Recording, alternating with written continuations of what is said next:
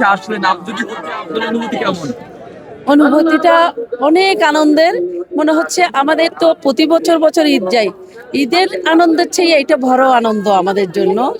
আমি চট্টগ্রাম দক্ষিণ জেলা মহিলা দলের সভাপতি, কেন্দ্রীয় মহিলা দলের সদস্য। আমি জান্নাতুন নাইম চৌধুরী রিকু। মনে হয় আজকে আমরা 3 দিন ধরে মজা করতেছি, অনেক ভালো লাগতেছে। মনে হচ্ছে আরো অপেক্ষা করি, কোনো কষ্ট জিয়া হচ্ছে না। রহমানের স্বদেশ প্রত্যাবর্তন ঘিরে দলের নেতাকর্মীরা তাকে যেভাবে স্বাগত জানিয়েছে, সেটা দেশের ইতিহাসের একটি অন্যান্য একটা অনন্য দলিল হিসাবে বিএনপি দাবি করছে।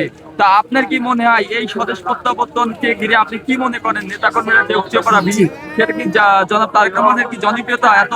এত এর চেয়ে যেটাই ওরা মন্তব্য করছে এটা রাইট, তার চেয়ে আরো বেশি। আমাদের মনের কথা তো আর আসলে বলতে পারছি না। আমাদের ছেলে মেয়েরাও কিন্তু আমাদের সাথে চলে আসছে, বাচ্চারা কি যে আনন্দ লাগতেছে, এটা কিন্তু সারা বাংলাদেশ আপনারাও কিন্তু দেখছেন, বুঝতেছেন। আর আমাদের দেশ নায়ক জনাব তারেক রহমান আসার পথ দিয়ে আমাদের বাংলাদেশের উন্নতি হবে ইনশাআল্লাহ। কারণ যে নেতা যেভাবে উদ্যোগ নিয়েছে, যেমন শহীদ রাষ্ট্রপতি জিয়া রহমান দেশকে যেভাবে পরিচালনা করেছেন, বেগম দেশনেত্রী বেগম খালেদা জিয়া যেভাবে পরিচালনা করেছে, আর আমাদের নেতা ঠিক সেভাবে করবে, তার চেয়ে আরো উন্নত করার চেষ্টা করবে, কারণ দেশের জন্য। তিনি বলেছেন আমার একটি পরিকল্পনা আছে, তার মানে কি তিনি আগামী 13 জাতীয় সংসদ নির্বাচন পরে কি তিনি বাংলাদেশের মানুষের একটি চমক দেখাতে যাচ্ছেন কিনা? চমক দেখাবে ইনশাআল্লাহ। আমি সিঙ্গাপুর, ব্যাংকক, আমেরিকা বলবো না, তা আমাদের বাংলাদেশকে নিয়ে যা করা দরকার তার চেয়ে স্বপ্ন আপনারা দেখবেন আশা করি। তারেক রহমানকে আসা নিয়ে নানা গুঞ্জন ছিল, অনেক জল্পনা কল্পনা অসংখ্য। হ্যাঁ, আম্মা মারা গেছে বলছে, তারেক রহমান আসতে পারবে না বলছে, নির্বাচন হবে না বলছে।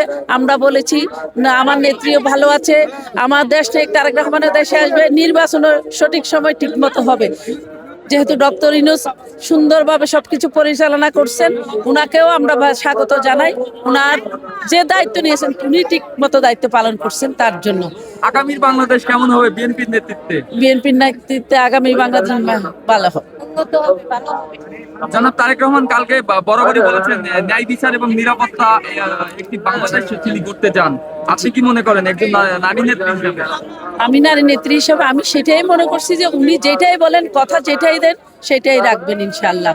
এই সমাজে, এই রাষ্ট্র কোনো সন্ত্রাস থাকবে না, চাঁদাবাজি থাকবে না, দেশের মানুষ খাদ্য পাবে, স্বাস্থ্য সেবা পাবে, উন্নত হবে, খাওয়ার জন্য মানে গরিব দুঃখী ওভাবে রাখবে না। কারণ উনি 17 বছর যে কষ্টটা করেছেন উনি জানেন। একদিন আপনি দেখেন, দেশের বাইরে থেকে দেখেন, যদি মনে করেন আপনি বন্দি দেশে আসতে পারবেন না, এটা যদি মনের মধ্যে হয়, কিন্তু কি যে যন্ত্রণা সৃষ্টি হয়, সেরকম 17টি বছর কেটেছে।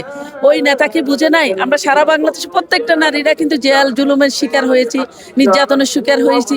আমরা জেল কেটি, নির্যাতন হই, গুলিবিদ্ধ হই, তারপর আমরা পথ ছাড়ি নাই, হাল ছেড়ে নেই। আর ইনশাআল্লাহ আমার নেতা সেটা সকলের খবর রেখেছেন, জানেন। ইনশাআল্লাহ সেই আশা আমাদের বাংলাদেশের মানুষের মুখে হাসি ফোটানোর জন্য উনার সর্বোচ্চ উনি ত্যাগ করেছেন, এখন আগামী দিনে উনি করবেন।